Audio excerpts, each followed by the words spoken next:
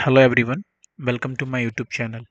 आज हम डिस्कस करने वाले हैं आरआरसी के नोटिफिकेशन के बारे में। आरआरसी क्या है? आरआरसी है रेलवे रिक्रूटमेंट सेल।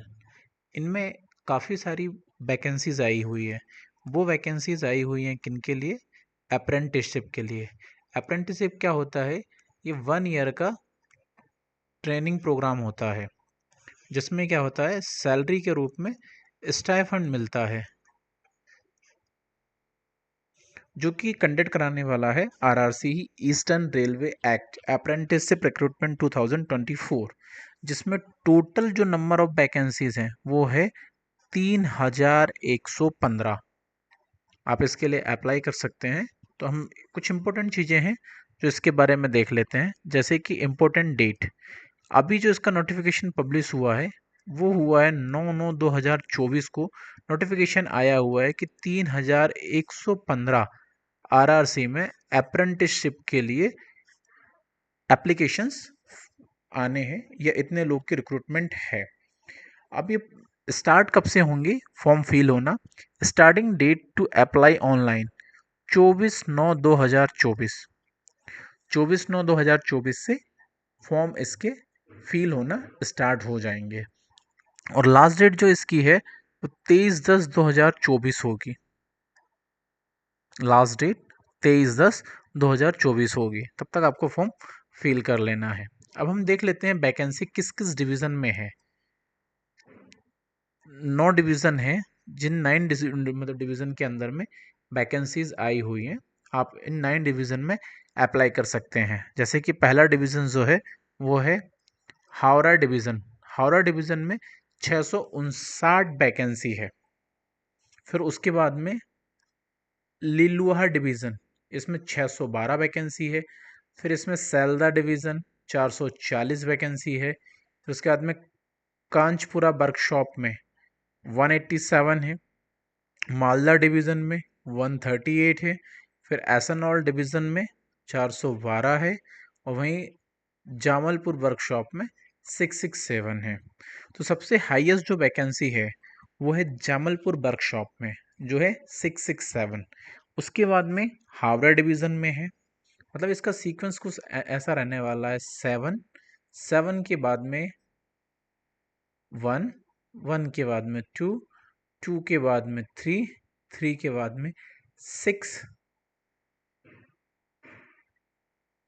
6 के बाद में 4 और 4 के बाद में 5। तो इस सीक्वेंस में नंबर ऑफ वैकेंसीज काफ़ी ज़्यादा हैं। तो हम डिस्कस कर लेते हैं इसमें फ़ीस क्या रहने वाली है बेसिकली। तो जो स्टूडेंट हैं, मतलब ओबीसी के हैं या जनरल कैटेगरी के हैं, उनको मिनिमम 100 रुपये फ़ीस का चार्ज लगेगा, जो उसको उनको पे करना पड़ेगा। और वहीं जो एससी के अंतर्गत आते हैं या एसटी में आते हैं या पीडब्ल्यूडी में आते हैं, या फिर जो फीमेल्स हैं या वुमेन्स हैं, उनके लिए फ़ीस ज़ीरो रहने वाली है। मतलब उनका कोई चार्ज नहीं लगने वाला है। पेमेंट मोड जो रहेगा वो पेमेंट आप डेबिट कार्ड के थ्रू कर सकते हैं, क्रेडिट कार्ड के थ्रू कर सकते हैं, नेट बैंकिंग के थ्रू कर सकते हैं। तो इन 3 मोड के थ्रू आप अपनी पेमेंट कर सकते हैं। नाउ हम डिस्कस कर लेते हैं एज लिमिट के बारे में। एज लिमिट 1/1/2025 के बाद में मिनिमम एज जो है 2000 मतलब 15 ईयर की है।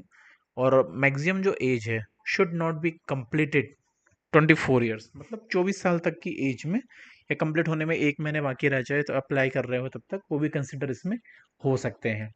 बाकी एज रिलैक्सेशन जो रहेगा वो एज पर रूल्स के हिसाब से एप्लीकेशन में मतलब नोटिफिकेशन में डिटेल में मेंशन है।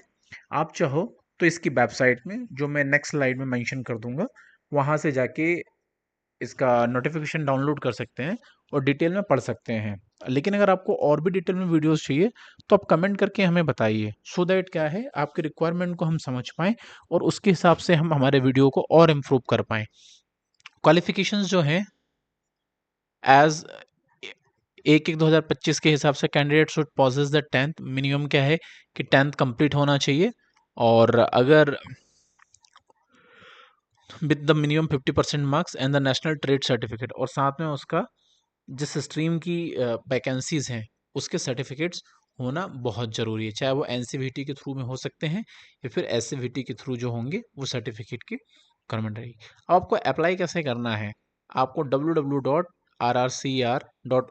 पे जाना है, गूगल पे जाओगे, टाइप करके सर्च बॉक्स पे चले जाना, फिर होम पेज में ओपन करोगे तो वहाँ पे आपको सारी चीज़ें मिल जाएगी, स्क्रॉल में अप एंड डाउन करके आएगा, वहाँ पे आप क्लिक करके डाउनलोड करके नोटिफिकेशन रीड कर सकते हैं और फॉर्म भी यहीं से आप फिल कर सकते हैं।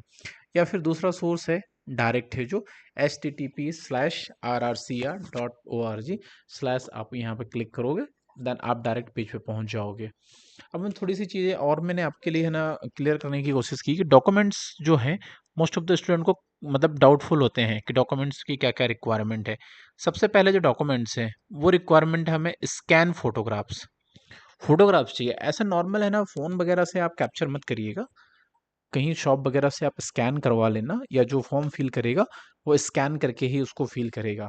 लेकिन इसमें एक चीज़ ध्यान रखिएगा, फ़ोटो 3 महीने से ज़्यादा पुरानी नहीं होनी चाहिए, should not be more than 3 months, और साथ में जो फ़ोटो की क्वालिटी है वो अच्छी होनी चाहिए। फिर इसमें और भी कुछ चीज़ें हैं, जैसे कि आप जो फ़ोटोज़ निकलाओगे, तो हम क्या करते हैं कभी-कभी फ़ोटोज़ निकला लेते हैं और फ़ोन के थ्रू बोल देते हैं कि भाई ठीक है, हमें दे दें, हम फ़ॉर्म फ़िल कर लेंगे। तो ऐसा बिल्कुल मत करना। एटलीस्ट आप जो फ़ोटो उस टाइम पे ले रहे हो, वो कम से कम 10 कॉपी उसकी है ना निकलवा के अपने पास रख लेना। फ्यूचर में आपको रिक्वायरमेंट रहेगी।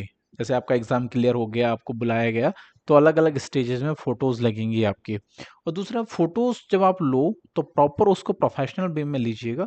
ऐसा नहीं कि आप कैप लगा लिए या फिर है ना सनग्लासेस लगा लिए, वो वाली फ़ोटो एक्सेप्टेबल नहीं रहेगी। उसके बाद में स्कैन सिग्नेचर, स्कैन फ़ोटोग्राफ्स हो गया, स्कैन सिग्नेचर। जो सिग्नेचर है, वो सिग्नेचर आप जो करते आ रहे हैं, वो कॉमन सिग्नेचर करिएगा, सिग्नेचर को ज़्यादा चेंज नहीं करिएगा। फिर 10th स्टैंडर्ड की मार्कशीट लगेगी, जो पीडीएफ फॉर्मेट में लगेगी। उसके बाद में आईटीआई अगर आपने किया है, तो आईटीआई का सर्टिफिकेट लगेगा। वैसे आईटीआई स्ट्रीम के लिए तो आईटीआई का सर्टिफिकेट तो लगेगा ही लगेगा।